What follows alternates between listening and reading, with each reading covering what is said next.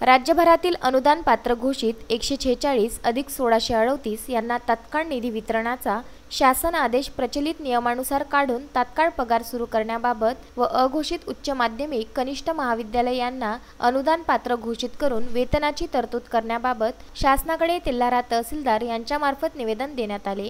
गेली 18 वर्षे विनावेतन अध्यापनाचे काम करणाऱ्या हजारो प्राथमिक, माध्यमिक व उच्च माध्यमिक शिक्षक आता शासनाच्या केवळ पोकळ आश्वासनामुळे संतप्त झाले आहे।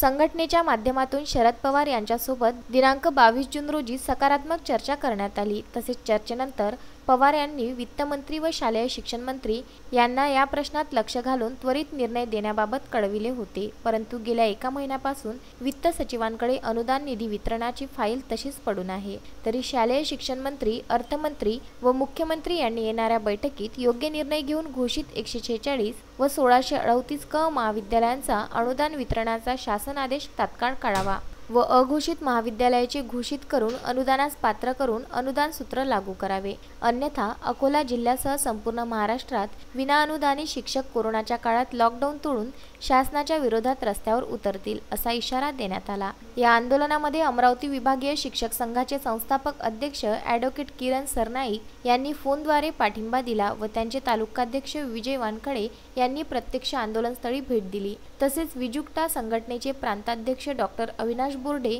यांचा सुद्धा फोनद्वारे पाठिंबा मिळाला। गुरुदेव इसमोरे, विदर्भ न्यूज, तेल्हारा।